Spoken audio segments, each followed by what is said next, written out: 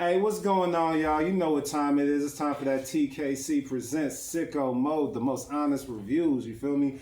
We're reviewing AEW Dynamite. You already know I'm Evan L.G. Francis, a.k.a. Mr. Go to Work, a.k.a. King Francis, founder of the Kingpin Collective, one of the brothers, your Richmond, California champion. You know I'm never here by myself. I'm here with the co-host with the most. I'm here with my brother, producer, director, executive advisor, educator, wrestling savant, Xavier Lascano. What's good? Man, I am. It's been a good week. Yeah. This is always a highlight of the work week for me. Yeah. Watching AEW, getting to review it with some of the sharpest minds, but this time we got third mind. One. We got another one in the wrestling industry right here. We got TJ Black, one of the brothers, one of the fellow Kingpin Collective member. The first time coming on. Yeah, welcome to the Sicko Mode shit, bro. Yeah. TKC, we in this building, bro. And this man's been down since the get-go. So, yo, I'm excited to do this, for real. So, I checked out Dynamite last night. I thought that shit was dope. I thought it was a good one. Oh, yeah. That Darby Allin versus Takeshita match was fucking nutty, bro. Like, that's the thing when you put... So, here's my thing with Darby, right? And we've been talking about it for the past couple weeks. Yeah. Niggas wasn't really expecting Darby to really be much, anything, because how small he is. I told niggas, that nigga is crazy. Yeah. You feel me? First off, and then beyond that, he can actually really go. Yeah, he's like wrestling's pit bull, you know what I'm saying? Yeah. Like, and especially nowadays, there's like that's like one of the most attractive styles in wrestling nowadays. Is a smaller guy who can do so much.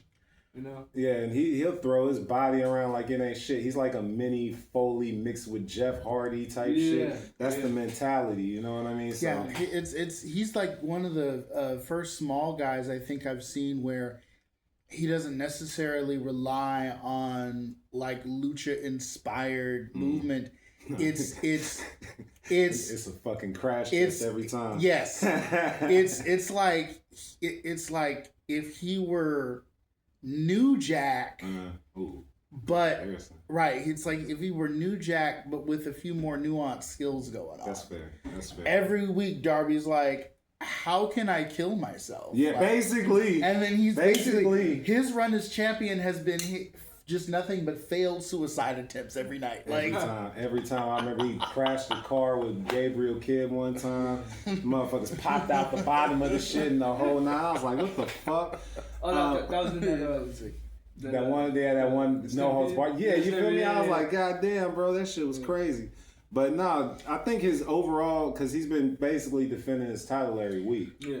I think every match he's had has been fucking fire. So I think he's had a great reign so far. I anticipate him losing to MJF at Double or Nothing in New York. Yeah. I think that's what's going to happen. But if it was a short-lived reign, I think it'll be a memorable one. You feel me? For sure. All right, Lascano, start us off. What we got cooking today? All right, first thing we got going up is the 10-man tag team bout. All right, who we had as the participants? All right, you got the Dogs. You got, like, on one side, you got the Dogs. You got FTR and Tommaso Ciampa, right? Yep. And on the other side, you got my favorite twins, the Young Bucks. Orange Cassidy, Christian Cage, and Adam Copeland. This match was spectacular. Fire. Yeah, that sounds fire. Sounds like a fire one, right? Yeah. Like, go for it. You got like classic super kick party action. Yeah. You've got like save after save. You have in-ring mayhem. I mean, where does it go wrong? Like in this one, it doesn't. In this one, it doesn't. And then the thing is, you had some of the best tag teams of all time in this match in the Young Bucks, right? And then you had Cope and Christian in this shit too.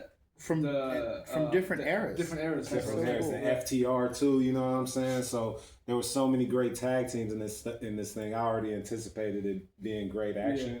Yeah.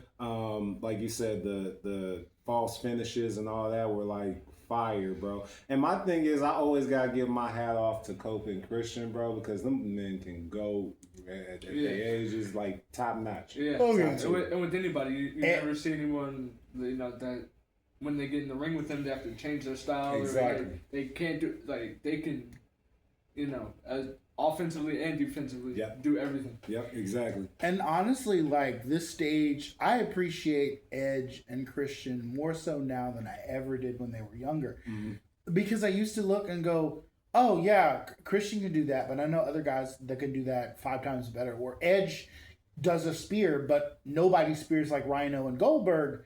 And Rhino doesn't quite spear like Goldberg and vice versa. But now that seeing Edge still be able to do that, pushing 50 plus, as smooth as he does, I'm like, hell yeah. You see that nigga Goldberg do it nowadays, it's like, that ain't the same shit. Yeah. At least Cope, it's still there. He still can go. Yeah, and the spear looks good when he does it still. So I'm like, straight up. It definitely makes me appreciate them on a whole nother level. Yeah, not all the action was like spectacular, like you said. That's the one word to kind of use, and it was a strong ass opener. Like, I love that moment when Orange Cassidy and Christian are in the ring together.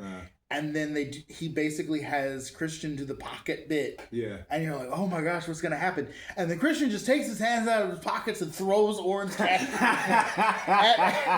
at their Yeah, that was a moment. That was a moment. Awesome. And that's what I'm saying. I like with certain wrestlers, because I don't like goofy wrestling and shit all the time. But I feel like certain people do it really well. And they're masters of the craft. And that's where I'm starting to learn that wrestling is like, it's not all serious. And if you can do things, because that's what gets some casual people to come back. Yeah, absolutely. If they go and they see everything is so serious, or it's all like everything is just one way, then Yeah, you gotta have variety. I feel like wrestling is a variety show. Yeah, because most of the time when I get friends to watch wrestling, the first week they may not understand it, but like Danhausen, for example, if they're watching Danhausen every week, then they get hooked. Yeah, you know what I mean? No, that's real. That's real. That happens. Now I was thinking about Danhausen and like somebody had sent me an old friend of mine had sent me a DM where they were talking about the cloning thing. Like, I haven't watched WWE. I didn't like that shit, but I ain't gonna lie. And like, there was an argument this person was making was that, it's okay that it's funny and quirky and ridiculous because it's wrestling. I will say this much. I like it when it's done subtly, cleverly, when it's not done in place of good ring stuff. Like Orange Cassidy can go. Yeah, absolutely. As humorous as he can be, as silly as it can be, dude's a great athlete, he's amazing. And like subtle humor, earlier in the show, MJF is arriving. And like Renee Paquette is asking if he's really going to give up his hair. He rebuffs her. But as he's going towards, like the front of the arena, he keeps running past all these bald people. That was hilarious because it could be coincidental. Yeah, it's believable that was he would run into. As fuck, though. Some people would miss it too. Like he runs into Tommaso Ciampa. Ciampa just takes off the beanie or whatever he's wearing, and it's like, and that's like the kind a horror of humor, movie, bro. Right? Yeah. And that's the kind of humor. And that's the kind of quirkiness that I like to see in my wrestling show. Yeah. I don't necessarily need the miniature midget clones a little too far. Sometimes. Or it's just gotta be done well. Yeah, it's just gotta be done well. It's gotta be done well. Comedy and wrestling, as long as it's done well, I'm good with it. And there's different forms of comedy too. Like, it doesn't have to be like goofy all the time. Like you could do something serious and people still find it funny. I agree with that. This past week, I had a match with Astronauts. I wasn't doing like anything funny, but I picked up his helmet and I put it on. Yeah. To clown. I like that. But people thought it was funny. Yeah. But I didn't do anything like right. But people still found it fun. Yeah. I get it. That makes perfect sense. There's many ways to do comedy and wrestling, and it keeps, because like if you're sitting down and you're watching something like serious all the time, like think about the Avengers. Like I used to never watch superhero movies, and then I watched the Avengers, and I found something funny. Yeah. And that kept me watching the Avengers. Okay, got you. Yeah. And that's something that Marvel, understood off the bat was that we get that our fans take this seriously. Right. Yeah. but we have to include elements of humor for people that don't care about this as much. Yeah. And the thing about that first Avengers movie in particular, because it was written by Josh Whedon, is that he was able to attune jokes to each individual character that made sense for them, right? Yeah. They weren't quips for the sake of quips. Like, there's a moment where someone makes a flying monkeys reference. I remember that shit. Because Captain America's character has been a man out of time, so to speak. He desperately trying to fit in the modern era. He finally hears a joke he understands, and he goes, I understand that reference. It's funny to us, because we get the poor man's been struggling. Yeah. And, like, it's also endearing, but it's also true to the character. He's not joking. So, like, good writing there. Yeah. It just matters, like, in the moment, who's doing it and how it's conveyed. Exactly. And that's why I was saying, like, guys like Cope, Christian, those guys are, like, masters of the craft, so they get the timing part. You know what I'm saying? Yeah. And it all played out really well in this match. So, what would you rate it? Man, I will give this a 4.3. That's a hard thing to coordinate. This 10 5-on-5. Yeah, I thought it was really interesting. Like, because it was a strong ass opener. I'm gonna match your energy today. I'm gonna go with a 4.3. You feel what I'm saying? Like, my biggest thing with this one was, like, openers are really important to just set the tone for the show. I thought this set a really good tone to the show. You dig what I'm saying? Like, that's the biggest thing. Next. Well, TJ. I didn't see it. So, Yeah. You didn't. Okay. The ratings out of 5? Yeah. Okay. From what I've heard. Yeah. Oh, okay. I forgot you didn't actually see it. Okay. I would give it. I'd give it a 4. All right. Okay, there you go. Okay, That's fair. for sure. I like your balancing on shit. Okay. Man, you might have to be over here on For the real. I like that shit. You know, Absolutely. I don't know. And you know, Adam Copeland and company win the match. Like, faces go over. Moving forward. Oh, so we get an overview of the Stadium Stampede history, because you got our guy, you know what I mean? Like, one of the greatest African American wrestlers out that's not a member of TKC right now. Leader of the Demand, Ricochet. Okay, Shout out to Ricochet, man. Current A friend of the group too. You Absolutely. know, a friend of the group for sure. You know, Shout out to so Ricochet. much respect and so much admiration for that man. Yeah. Is currently in a great feud with Chris Jericho, and he and Chris Jericho are going to engage in the Stampede match, which is a match that Chris Jericho invented some years ago. Now, this is my first year watching AEW, so I didn't know what this match was going to look like until I saw the trailer for it. Yeah, I'm like, you went for a they're treat. taking a whole football stadium? Yeah, you went for a treat. Oh, man. It's going to be crazy. Like, it's going to go crazy. But I thought the overview was dope. And I like stuff like that, because you remember the WWE, when they had like a Royal Rumble or something, they would always have like the stats and the things that kind of get you prepared for the match. This kind of was in that vein. Okay. And I liked it. It was to kind of get people caught up on what Stadium and Stampede was. You know, Stampede. And they had that on Dynamite? Yeah. That was on there? Yeah. Oh, wow. Yeah. You know, it kind of reminded me of like how ambitious some of WCW during its time, some of their match types were, like War Games. They had like a one-time hardcore sort of battle royale junkyard thing where they tried to film wrestlers like fighting hardcore style in a junkyard. Hard to make. Yeah, but didn't they do like a fucking triple cage at some point too? Oh yeah. And it was like in a David Arquette movie or some shit. Yeah, Ready to Rumble. And they brought it into real life, And then they did that shit in real life. I was like, what? The nigga, why? Like, they were trying to be innovative. I didn't appreciate the angle. I feel it, but it was not practical for a live show at all. No.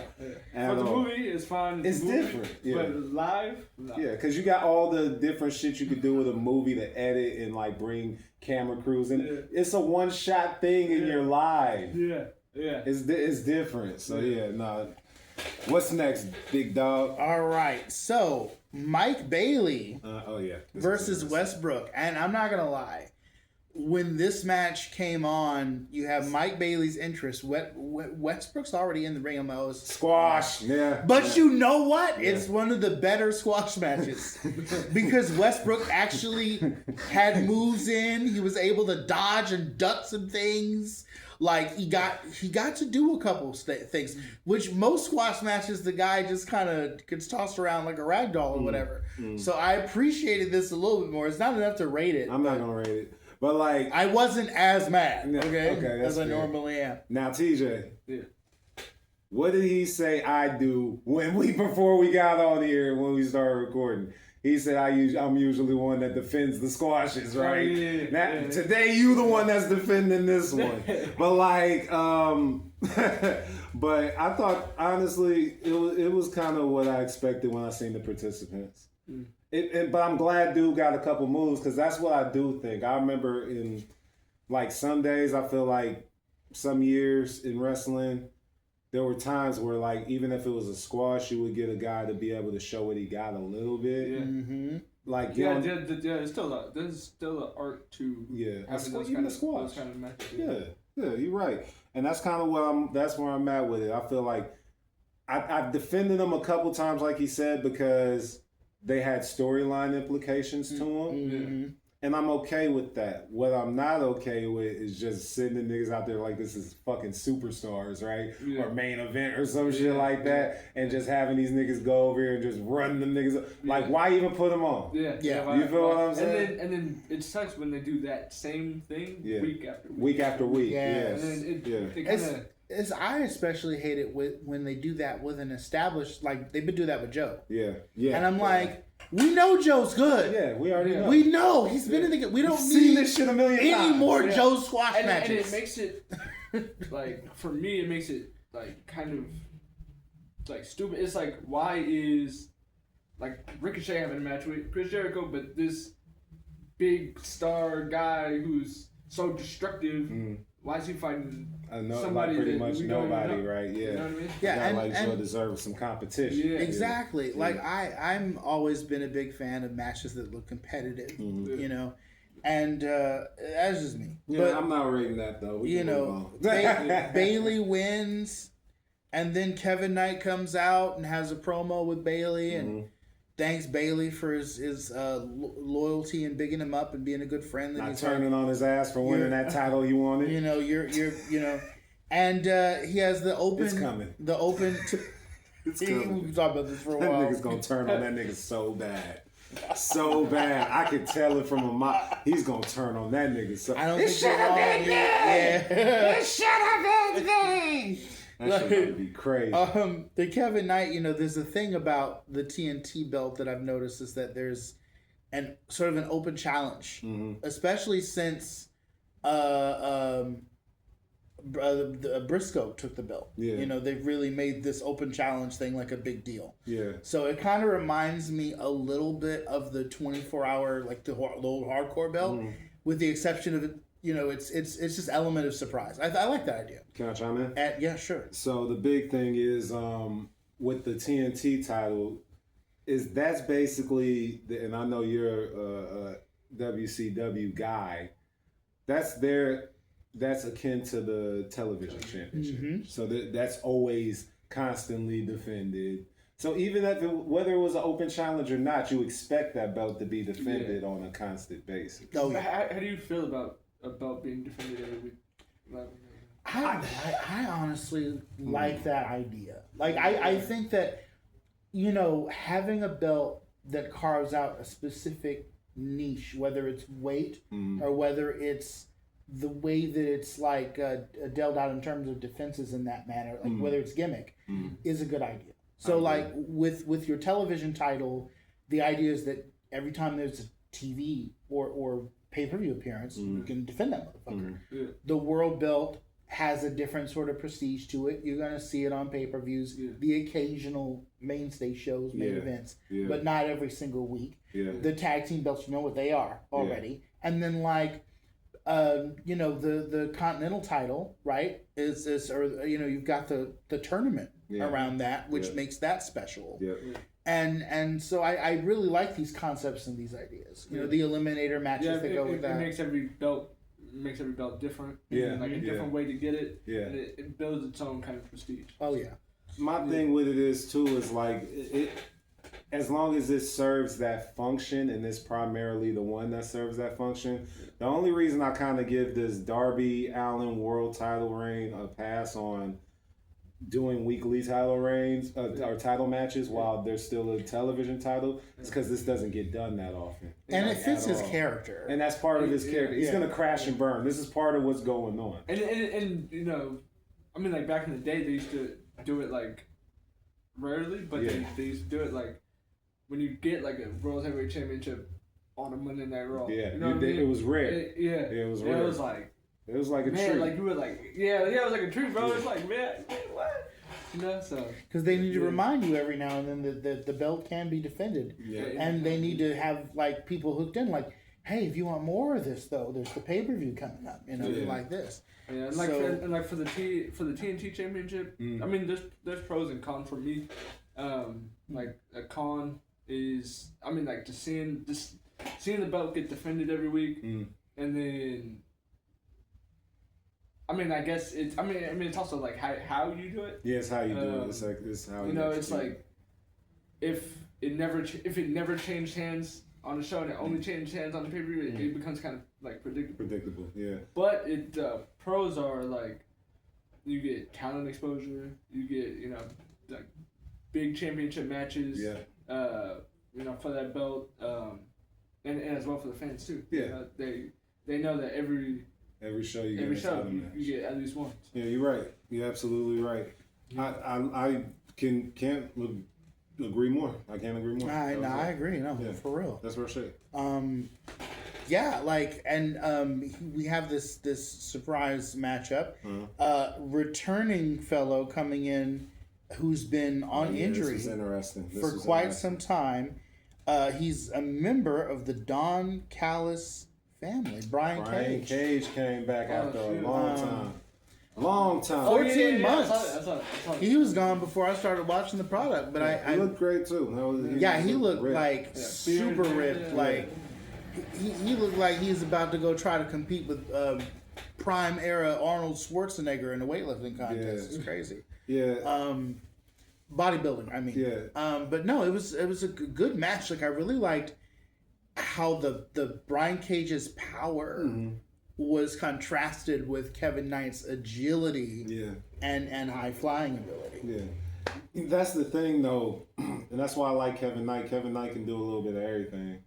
He's a high flyer, right? But dude has some strength and power to him. Mm-hmm. And the more I see him, and that's why I thought when they first put the TNT title on Kevin Knight, I thought it was a tremendous idea. Because the dude can go, and that's somebody that you want to see on TV weekly. Yep. You know what I'm saying? So that's what we were talking about, kind of like how you execute things and who you're executing them with, right? Yeah.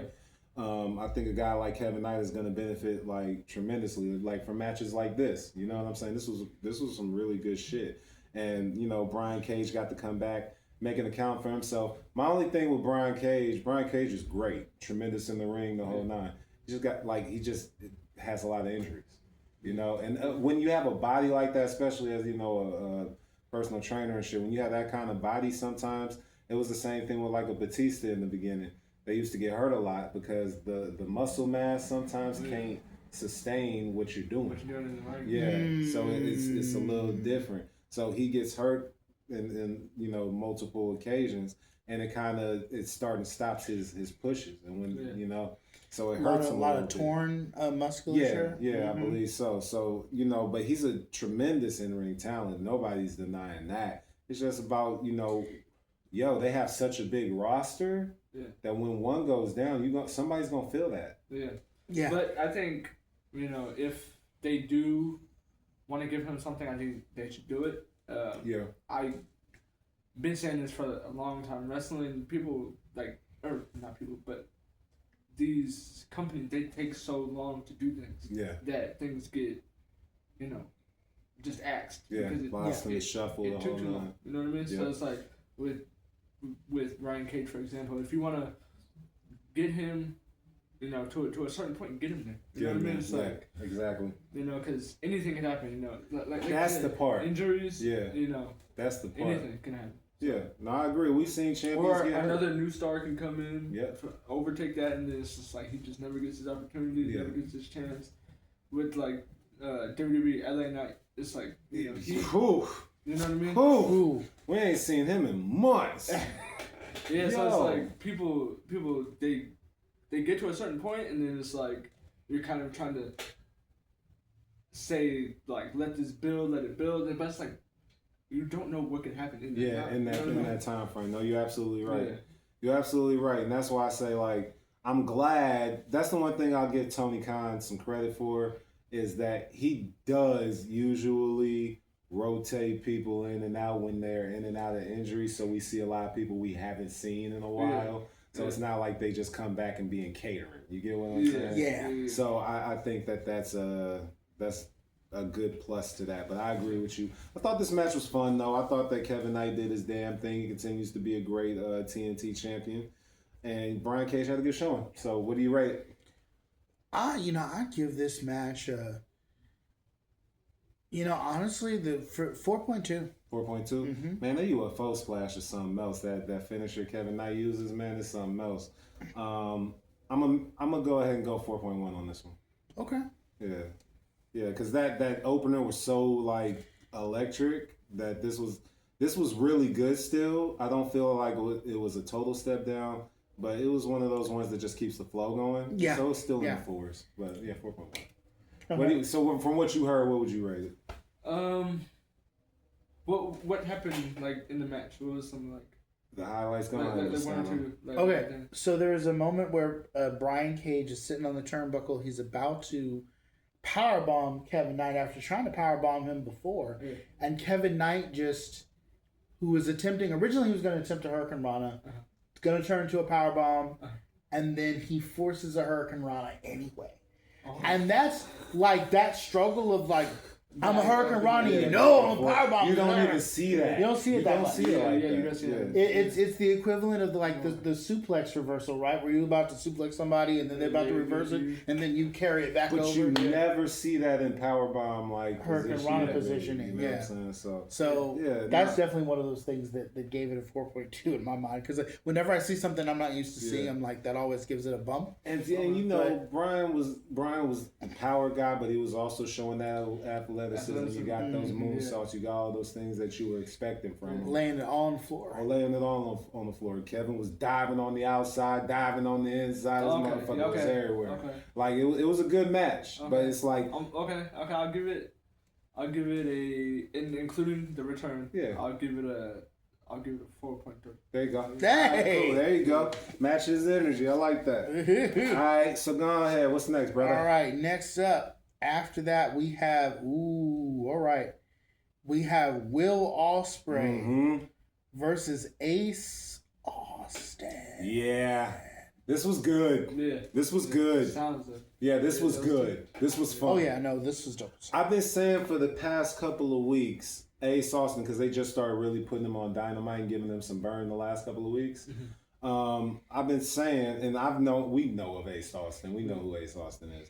But the way he's been able to sustain himself ever since going onto the AEW show, the Dynamite, and the way he moves and just everything, his movement is unique, like off the ropes and how he bounces off, kicks off, and does all that shit. It's just different. Yeah. So this match right here was one of those where it's like, bro, you got two of these motherfucking Spider-Men fighting each other, basically. Yeah. Ospreay has some edge to him because he's been running with the Death Riders. Could you see a little bit of edge to Ospreay tonight? He was definitely focused. Yeah. I don't think he was any more vicious than he usually is, right?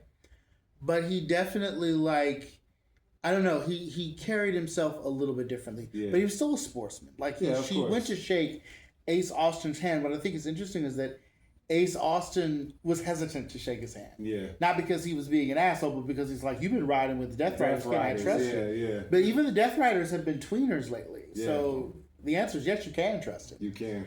And we're slowly learning, the audience is slowly learning to trust the Death Riders, and AEW's taking their time. That shit is wild. Yes, very wild. Who would have thought? Like, who would have fucking thought? You know, the promo that gets cut during the show with Garcia is just like, we'll get into it. Indeed, but no, like Ospreay. You know, I really like how Ace goes for his neck. Mm-hmm. It goes for like the STF hold. You know, he's grasping for it, and like, and just really smart tactics. Because Taz points this out. It's like, look, if I were him, you know, I would go for the neck too. That's just smart. Of course, Taz would. I mean, his signature's literally a chokehold. Like, exactly. You know, Chada Hajime don't play. Ass. You know, but ultimately, it's smart psychology like that. Ace Austin is able to go aerial. Yep, that's the part. Ace Austin goes grounded. Yep. And then this match was definitely a reminder that Ospreay can do both if need be. They can both do both, and that's why this was so cool. You know what I mean? This was one of those cool matches. It is dope that they put matches like this on Dynamite. Yeah, on TV. On TV, like for real, that shit is crazy. But that's what I'm saying. They roster is so big and packed with talent. It's like this is what we get every week. Every week, yeah. You know what I'm saying? So this was very solid. Like I said, this is what I expect out of Ospreay when he comes in the ring. Ace Austin's been lifting his game and proving that he deserves to be on Dynamite in front of a national audience. I don't have no complaints about this. Same. I don't have no complaints about this. Go ahead and rate it, dog. Man, I did another. It's a 4.3 from me. My nigga over here giving them out today.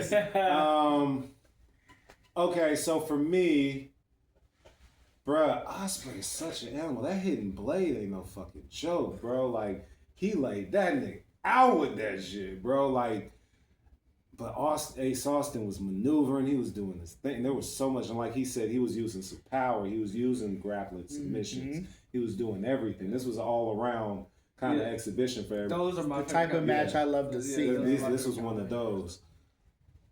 4.2. 4.2. For sure. What you got? What you think? Based on what you done heard.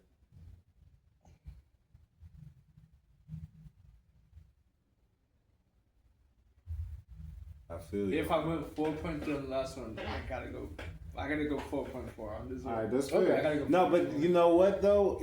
You put that out there. 4.5. Knowing that it's Ospreay, Ace Austin. Yeah, I gotta go. And the thing is that even if you gave it those numbers, I ain't give it that shit. The match was so good and those guys are so good, I'm not gonna contest that. You know what I'm saying? So it's like, you know, just solid shit. One thing I love that Austin does is not even like it's not even a move. It's more of an exchange where he's handstanding on the ring apron, and then a wrestler, and Ospreay did this tonight, last night as well, goes to try to knock his arm off, and then he just moves the arm, replaces the arm, I remember that. Oh my gosh! Yeah. Like even something as simple as that, it's like Ric Flair used to do this thing where he get thrown to the ropes and then he flip over the other side, and then he come back over and all like that it's simple, it's evasive, but it's so clean, and so admirable. Yeah. It's like dope as hell. It's just this was just one of those athletic showcases.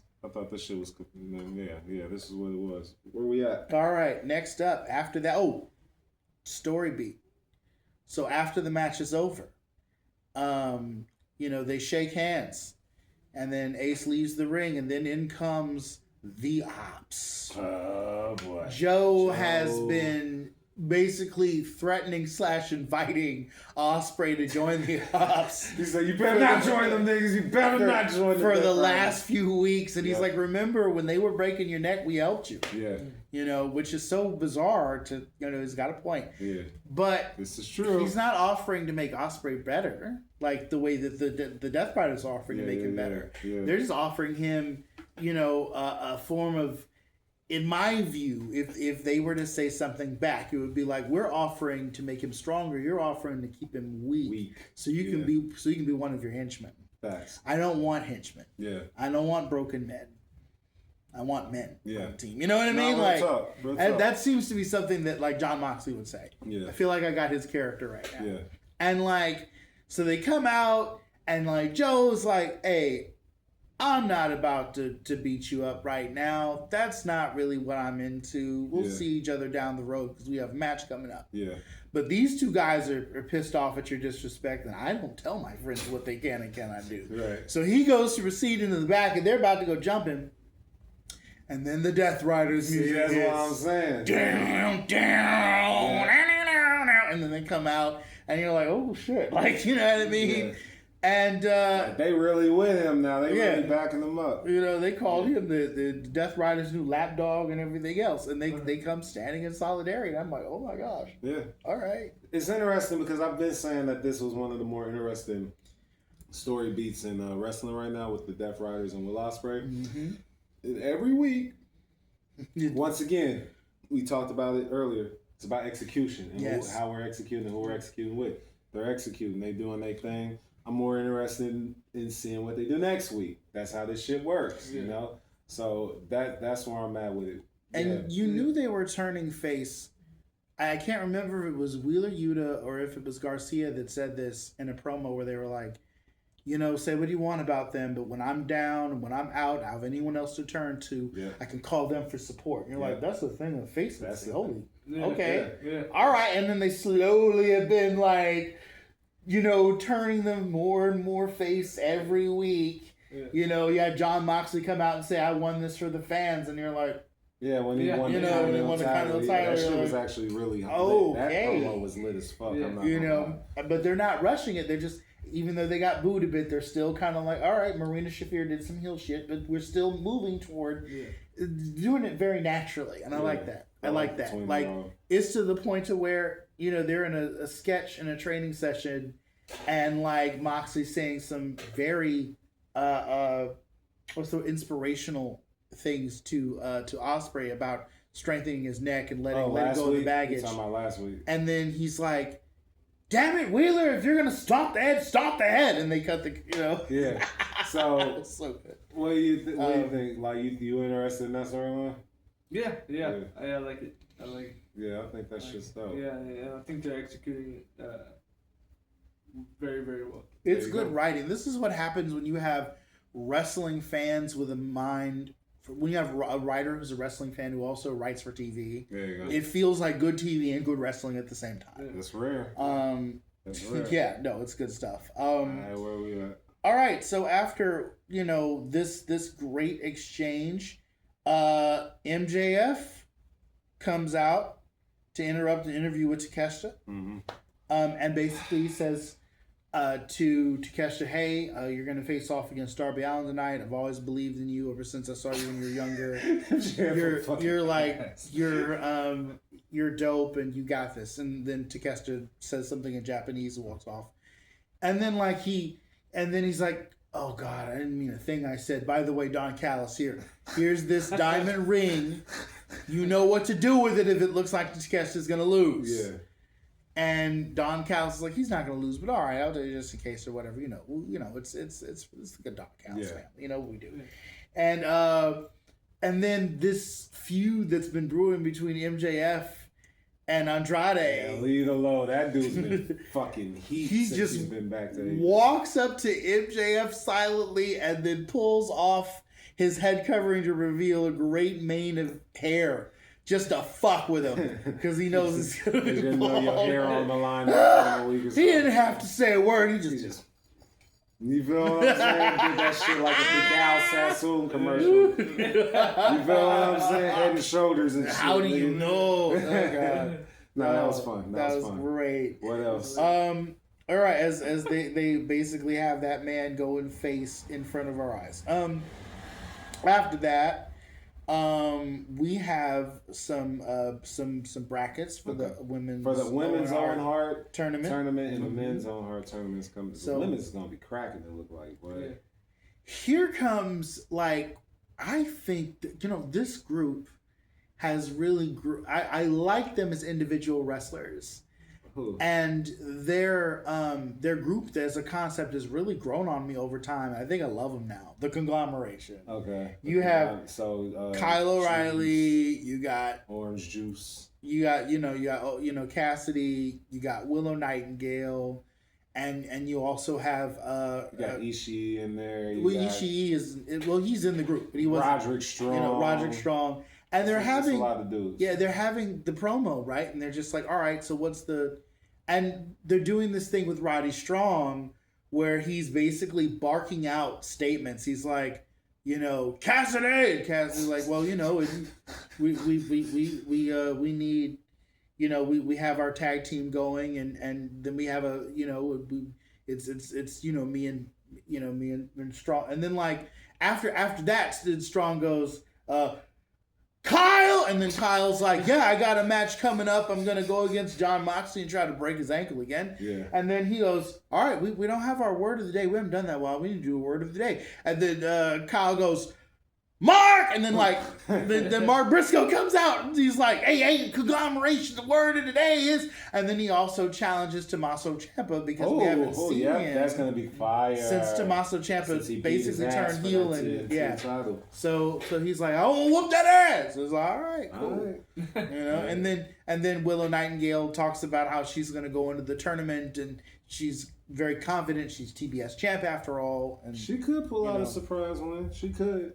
Hell yeah, I agree. Yeah. I can't wait. I'm looking forward to seeing Mercedes Moné again. I'm curious to see what they do with her. It's gonna be dope. That's my favorite to win. Oh hell yeah. So I don't know. Where else? All right. So after that, great promo. That's a lot of fun to watch. We have, let's see. Making sure I don't. We have. I almost said it was the trios match, but I think we have. No, you were right. Before the trios match, they reminded us that Rusev's been on a tear lately. Okay. Which I'm like, shrug shoulders. Okay. All right, but now there's a trios match. Right. That's like, hold on, Julia Hart and the Spider herself, Tekla, versus the Brawling Birds and Katsuyori Shida. I was a fan of this one. This match was good. I finally got to see the Brawling Birds actually fucking wrestle. Yeah. As opposed to them just running in and saving somebody or something, or squashing somebody. Squashing somebody. Yeah. I don't mind the saves. The saves are fun. Jamie Hayter been one of my favorites for a minute anyway, for multiple reasons. Oh yeah. But like, you know what I'm saying? Jamie a beast. Yeah, that's one of them. But like, she a pretty beast. Yeah. That exactly. But hard hitting match. You already knew what you were getting with the Brawling Birds and Sheeta on one side. Oh yeah. But I thought that the Triangle of Madness, man, Tekla been on a fucking tear since she's been in AEW, bro. That's one of my favorite female wrestlers. Period. Tekla's that shit. And the Triangle of Madness, the Sisters of Sin, they do their thing with her. I enjoyed their like tag team continuity. They've got to be one of the greatest female heel stables ever done. They're getting there. They're getting there.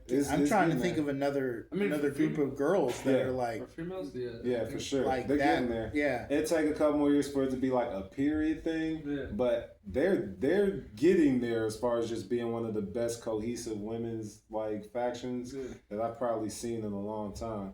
I don't remember a lot of those being in like a WWE or an AEW. Especially heel-wise. Yeah, they're just dastardly, man. Yeah, I like them a lot. But I like this match a lot. Like you said, having the Brawling Birds wrestle on Dynamite against some credible opponents and not just squashing somebody. Hard hitting shit. Got to see. I haven't seen Julia Hart in the ring in a while, so it was good to see her. Scott Blue. Oh my God! There's always something. There. I got love for Sky Blue. Every time Tekla is able to duck and go into the spider position, it's like, oh my gosh. Yeah. And the thing with it is that we're looking for like Tekla's next challenger, right? That's kind of what we're looking at. Who do you see based off of how this finished? Who do you see being that? Oh my goodness! I see Hayter going for it. I can see Hayter. I can see that. But the only thing is, since she's attached to a tag team right now, I don't know. I think that they're gonna wait for Monet. Honestly, to tell you the truth. Yeah. That's what I would do. Yeah, she done beat everybody else for the most part, besides Tony Storm and Mercedes. And this would be Monet's time to go face. Yeah. Because she ain't lost all her belts now. Mm-hmm. All of them. They all gone.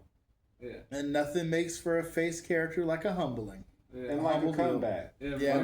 Redemption. Yeah. Exactly. Mm-hmm. So, no, I was with this. Where you rate the match? You know what? I'm going to give it a 4.4. 4.3. We're going to be in reverse. I was about to match energy, but I'm going to give it 4.4. I liked the match a lot. I really did. I thought like I said, the Sisters of Sin, but the Triangle of Madness in general, and then just seeing them and their speed, their continuity as a tag team go against like the strength and the striking of the Brawling Birds and Sheeta, you can't really get no better than that. Sheeta was a fucking beast in this shit too. She was a fool. She was kicking the fuck out of everybody, hitting the elbowing the fuck out of everybody. But yeah, 4.4. What do you think based off what you heard, dog? So this is the top match for you guys so far.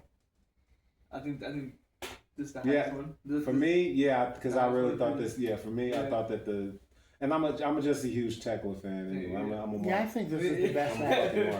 This is definitely the top match for me. Yeah. Top match for you? Oh yeah. Okay. The women have been putting it down lately in AEW. I'm not gonna fucking lie. They've yeah. been killing it. They've been killing it.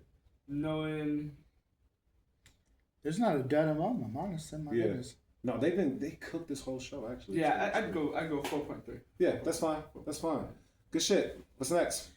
All right, I do believe it's our main event after that, unless I'm mistaken. Nope, I believe you are correct, my brother.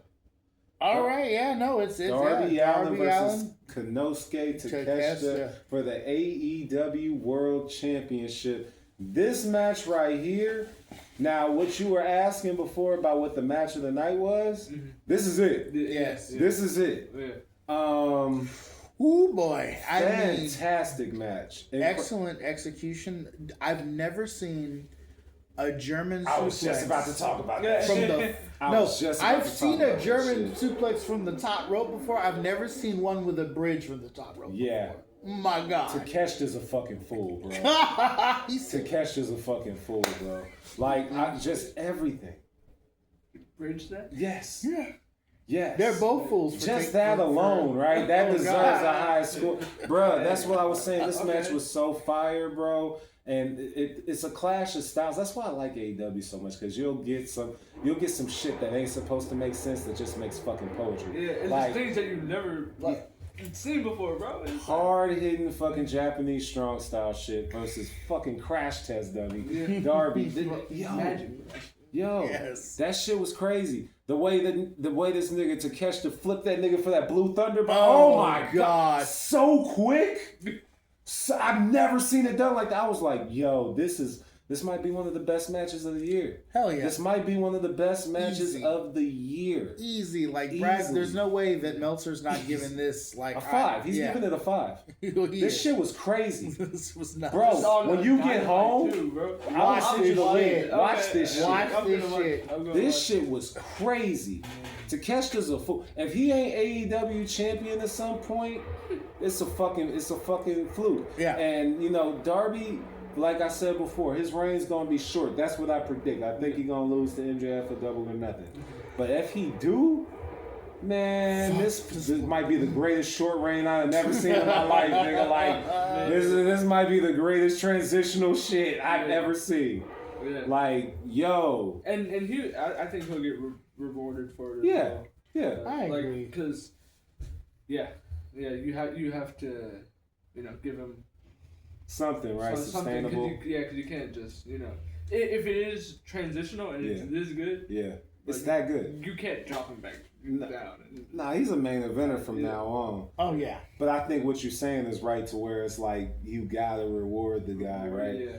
I like that and I agree with that. The funny thing and the thing I like about Darby is I don't think he gives a fuck. Like, so it's like, you know what I'm saying? Like, as long as he's happy and like, bruh, he's killing it right now. Yeah. So this match though, spec-fucking-tacular.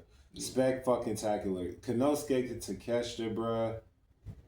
I'm so excited for this match he has with Okada coming up in Double or Nothing. Now, the last one they had, right, it wasn't the best. But I did say when we were talking about it, I told him, I was like, I feel like they're just going to turn it up in the rematch and make that the thing. Because The original one I think was Continental Classic, but it wasn't the best. I think they're about to tear the fucking house down. It's gonna be amazing. Yeah, but this match, Peace de la Resistance. Yeah, rated.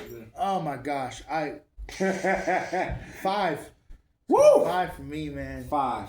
And here's the thing, TJ. We don't hand out 5s like that over here. Yeah, I know. That's the vibe I was getting. That's the vibe I was getting. We don't hand out 5s over here. This was a 5er. Like, I'm telling you to go watch this shit when you get home. The storytelling elements in this too, when Don Callis, like, as El Clone distracts the referee, Don Callis sneaks over to hand the ring to Takeshita. And Takeshita looks like he's tempted to use it, like he's about to put it on. And then he throws it aside because he's like, I don't need it. Yeah. And I'm at home going, yeah, you don't need that shit. Like, you don't need that shit. You shouldn't, And then Darby rolls him up, and traditionally in like, if this were WWE, that would be the end of the match right there with the Darby roll up. Yeah. You failed your heel test. Now you're gonna 1, 2, 3. Yeah. No, they kept the match going. Yeah. They said no. We know that. Yeah. This shit was fire. It's like we want you to believe that Takeshita might actually be able to do this on his own virtue. Crazy. No. And like freaking, Don Callis sits back down and he's like, he's foolish, he's prideful. That nigga's about to kick him out. He's about to kick Takeshita. I kind of we called it when Takeshita started beefing with Okada in general. Yeah. But it especially was nail in the coffin when, like, I think it was last week or the week before, Don Callis is accused Takeshita of having Omega-ish thoughts. Yeah. That part. This was tremendous. How did the show end, my brother? So, after Takeshita loses the match, MJF comes out because basically Darby's like, hey, we're gonna sign a contract and you're gonna lose your hair.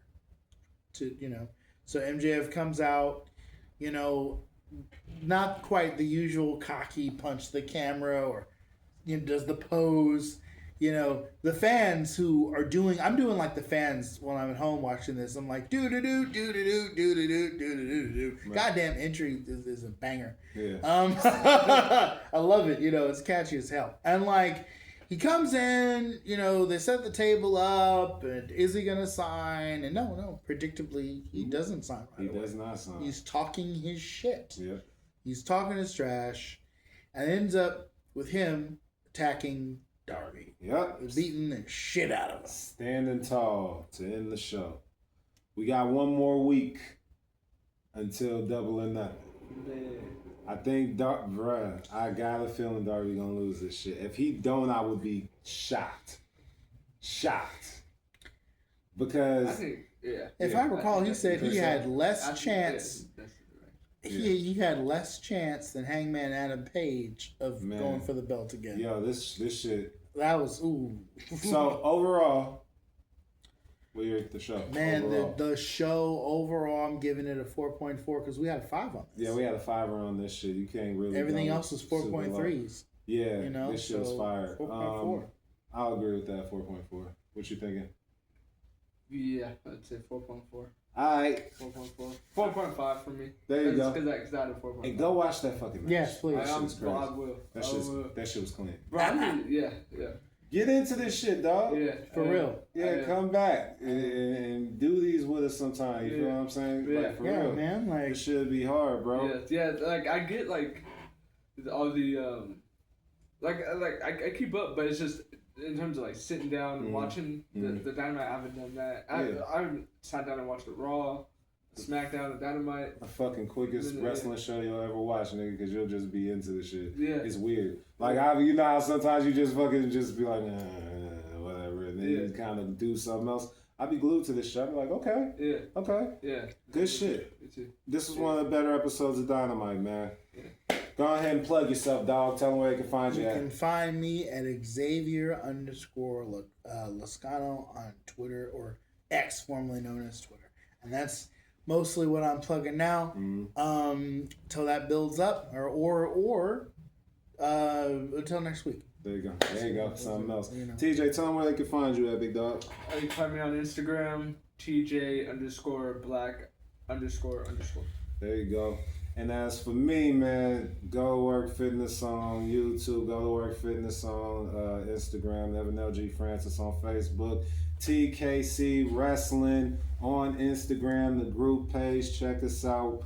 All the members is on there. Everybody's doing something. We the biggest, the largest, the fucking most widespread black faction in pro wrestling. So check that out. Check out the Kingpin Collective page. That's fire right now. YouTube, you already know what it is. We're fire there. Thank y'all for y'all support. Man, look. One more week until fucking the Double or Nothing. Man, just from hearing you guys, I think I'm gonna watch that one. Yeah, tune in. If you want to come in next Thursday, you're welcome. Yeah. Because I mean, I want to see the Ricochet Jericho match. I want to see the main event. Yeah, and if you catch up on that, right, and then you check Ricochet and Jericho's that segment, right? That's gonna be crazy. Yeah. But next week, if you do happen to watch, come back on Thursday. We'll do this shit again.